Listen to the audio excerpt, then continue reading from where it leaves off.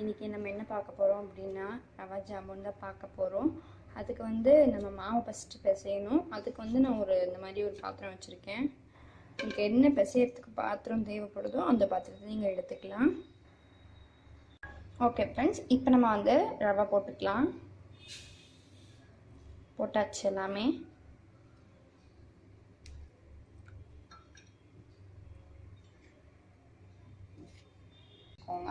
பிடிச்சி ஒரு பிளேட்டில் வச்சுட்டு காமிக்கிறேன் உங்களுக்கு, சரிங்களா?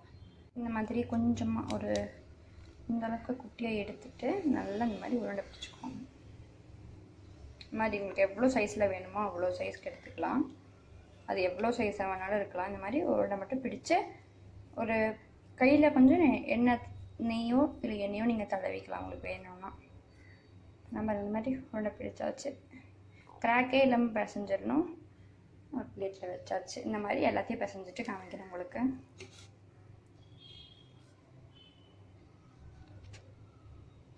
நான் உருண்டை பிடிச்சாச்சு. எல்லாத்தையும் பிடிச்சி வச்சுட்டிங்களா? அடுத்து ஒரு பேனில் எண்ணெயை காய வச்சுக்கோங்க. அது வந்து நீங்கள் எவ்வளோ எண்ணெய் வேணாலும் ஊற்றிக்கலாம். ஏதோ ஒரு சட்டியில் ஊற்றி வச்சுக்கோங்க. ஊற்றிட்டு காயட்டும். கொஞ்சம் மீடியம் ஃப்ளேமில் காயும்ல. காய்ஞ்ச பிறகு நீங்கள் வந்து இந்த ஒவ்வொரு பாலையும் போட்டு பொன்னிறமாக வறுக்கணும். அதாவது நல்ல ப்ரௌன் கலரில் வரும்னு அது காமிக்கிறேன் உங்களுக்கு. இது வந்து வறுக்கிற சட்டி, இது வந்து பாகு காய்ச்சிற சட்டி. இரண்டு பக்கம் நான் 2 சட்டி வச்சுட்டேன். ஓகே, இப்போ இந்த பக்கத்தில் வந்து நம்ம சர்க்கரை ஆட் பண்ணிடலாம். கொஞ்சம் போல தண்ணி, இன்னி கொஞ்சம் தண்ணி ஆட் பண்ணி இன்னைக்கு கொஞ்சம் சர்க்கரை ஆட் பண்ணிக்கலாம். உங்களுக்கு தேவைப்பட்டுச்சுன்னா நிறைய ஆட் பண்ணிக்கோங்க. பக்கத்தில் நான் எண்ணெய் ஊற்றிட்டு காமிக்கிறேன். அந்த பக்கம் எண்ணெய் ஊற்றிட்டேன் ஃப்ரெண்ட்ஸ். இப்போ வந்து நீங்கள் இதை வந்து காய வச்சுக்கிட்டு கொஞ்சம் எண்ணெய் காய்ஞ்ச பிறகு எல்லா பாலையும் போட்டு எடுத்துக்கலாம். ஃப்ரெண்ட்ஸ், ரெண்டுத்தையும் பாருங்கள், நான் மீடியமில் தான் வச்சுருக்கேன். ரெண்டுத்துலேயுமே காஞ்சிட்டு தான் இருக்குது. காயட்டும் கொஞ்சம் நேரத்துக்கு. இதாக இருக்குது. இதை வந்து இப்போ நம்ம கம்பி பதம் செக் பண்ணுவோம்ல, அந்த பதத்துக்கு வர வைக்கணும். அது வரைக்கும் நம்ம கொஞ்சம் ஹீட் பண்ணிக்கலாம். நான் ஏலக்காய் போட்டிருக்கேன், உங்களுக்கு தெரியுது இல்லை? அந்த ஏலக்காய் போட்டிருக்கேன். உங்களுக்கு தேவைப்பட்டுச்சுன்னா போட்டுக்கோங்க, இல்லாட்டி ஸ்கிப் பண்ணிக்கோங்க. ஏலக்காய் போட்டால் கொஞ்சம் வாசனையாக நல்லாயிருக்கும், அதனால தான் நான் போட்டிருக்கேன்.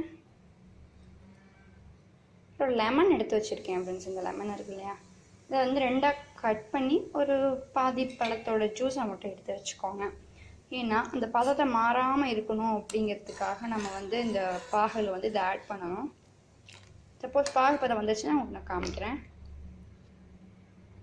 ஃப்ரெண்ட்ஸ், எண்ணெய் ஓரளவுக்கு காய்ச்சிருக்கு. இனி கொஞ்சம் காயணும். இனி கொஞ்சம் காயணும் எண்ணெய், சரிங்களா? பிறகு நீங்கள் வந்து போட்டு எடுத்துக்கோங்க. அதாவது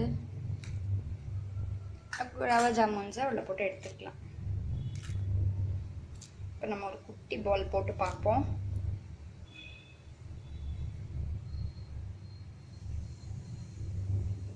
ஃப்ரெண்ட்ஸ், இனியும் எண்ணெய் காயில கொஞ்சம் இதுலேயே பொரிஞ்சுக்கும். சப்போஸ் உங்களுக்கு என்ன தேவைப்படும், இந்த காய வைக்கணும், காய வச்சுக்கலாம். Okay, this is nice. So அழகாக வந்து இது வந்துட்டுருக்கு. பார்க்கலாம் இது கம்மிப்பதான் வந்துருச்சான்னு செக் பண்ணிக்கலாம். இனி கொஞ்சம் வரணும் பாகப்பதம். இது ஓரளவுக்கு வந்து போட்டிருக்கேன், நல்லா காஞ்சிருக்கிற அளவுக்கு. இது வந்து நல்லாவே பொரிஞ்சிட்ருக்கு. ஒரு குட்டி எலுமிச்சைப்பழம் எடுத்து வச்சுருக்கேன். இதுக்கு பதிலாக நீங்கள் வினிகரும் ஆட் பண்ணுங்கள், அதுவும் நல்லா தான் இருக்கும். செக் அவுட் பண்ணிடுறேன். ஓகே ஃப்ரெண்ட்ஸ், இப்போ நம்ம செக் பண்ணிக்கலாம்.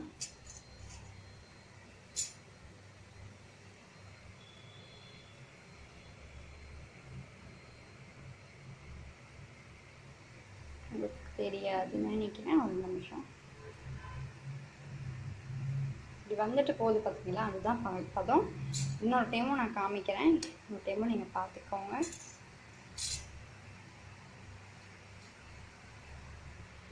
அதாவது இப்படி தொட்டோன்னா இப்படி வந்துட்டு போகுது இல்லையா, அதுதான் அதோட பதம். இப்போ இந்த பதத்தில் நம்ம லெமன் ஜூஸை பிழிஞ்சு விட்டுக்கலாம். இந்த லெமன் வந்து கொஞ்சம் பழுத்த அந்த பழமாக இருந்ததுன்னா நல்லா பிழிஞ்சு விட்டுட்டு ஸ்டவ் ஆஃப் பண்ணிடலாம் ஃப்ரெண்ட்ஸ். ஸ்டவ் ஆஃப் பண்ணிட்டேன். இந்த பக்கம் வந்து பொரிஞ்சிட்டு தான் இருக்குது. நான் லெமன் ஜூஸ் பிழிஞ்சிட்டேன். எவ்வளோ லெமன் ஜூஸ் தேவையோ அவ்வளோ லெமன் ஜூஸ் கொஞ்சமாக புழிஞ்சால் போதும். அதோட பதம் அது சேஞ்ச் ஆகாமல் இருக்கும், அவ்வளோதான். மற்றபடி இதில் எதுவும் கிடையாது. ஓகே ஃப்ரெண்ட்ஸ், ஓரளவுக்கு லெமன் ஜூஸ்லாம் பிழிஞ்சிட்டு இப்போ நம்ம அந்த பக்கம் வந்து பார்க்க ஆரம்பிச்சிடலாம். இந்த பக்கம் வந்து அழகாக வந்து அது பொரிஞ்சிட்டு தான் ஃப்ரெண்ட்ஸ் இருக்குது. நல்லா கோல்டன் ப்ரௌன் ஆகிற வரையும் நீங்கள் வறுத்து எடுத்துருங்க, அவ்வளோதான்.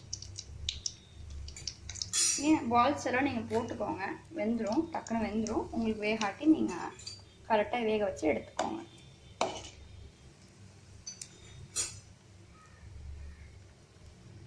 நல்லா பொரிஞ்சு வருதில்ல, இந்த மாதிரி வந்துடும். இப்போ நீங்கள் மீடியம் பண்ணிவிட்டு நீங்கள் வந்து பண்ணணும். மீடியமில் தான் இருக்குது ஸ்டவ்வை, நான் ஹை பண்ணலை. நான் சொல்லிடுறேன், பாகு வந்து எப்படி இருக்கணும்னா சூடாக இருக்கணும், ஓரளவுக்கு கொஞ்சம் மீடியமாக சூடாக இருந்தால் போதும். ஏன்னா அப்போ தான் இந்த ஜூஸ் குலாப் ஜாமுன் எடுத்து இதில் போட்டோன்னா நல்லா வந்து ஜூஸ் அப்சர்வ் பண்ணும், எனக்கு அப்சர்வ் பண்ணாது. எல்லாமே வந்துட்டு ஓரளவுக்கு ப்ரௌன் ஆகிருக்கு, ரொம்ப ப்ரௌன் ஆகல, ஓரளவுக்கு ஆயிருக்கு. கண்டிப்பாக ஆனால் கோல்டன் ப்ரௌன் வரணும் ஃப்ரெண்ட்ஸ். பாருங்கள், ஓரளவுக்கு எல்லாமே ப்ரௌன் ஆகிருக்கு. இப்போ எடுத்து காமிக்கிறேன் பாருங்கள், எவ்வளோ அழகாக ப்ரௌன் ஆகிருக்கு. நான் கொஞ்சம் வேக டைம் உள்ளே எடுக்கும்ல, டைம் வேகிறதுக்கு வந்துட்டு கொஞ்சம் நேரம் வேக வச்சு எடுத்துக்கலாம். எடுத்து பாகு வந்து ஓரளவுக்கு சூடாக இருந்தால் போதும்.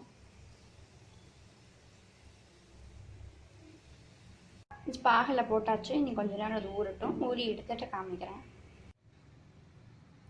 ஃப்ரெண்ட்ஸ். எப்படி நம்மளோட குலாப் ஜாமுன் ரெடி ஆயிடுச்சு, அது எவ்வளோ அழகாக இருக்குல்ல. அவ்வளோதான் ஃப்ரெண்ட்ஸ், நம்மளோட குலாப் ஜாமுன் ரெடி ஆயிடுச்சு. கண்டிப்பாக இந்த ரெசிபி நீங்களும் ட்ரை பண்ணி மறக்காமல் கமெண்ட் பண்ணுங்கள். அதுக்கப்புறம் மறக்காமல் என்னோடய சேனலை சப்ஸ்கிரைப் பண்ணி பக்கத்தில் உள்ள பெல் பட்டனையும் கிளிக் பண்ணிடுங்க. அப்போ தான் நான் போகிற வீடியோஸ் உங்களுக்கு டெய்லி நோட்டிஃபிகேஷனாக வந்து சேரும்.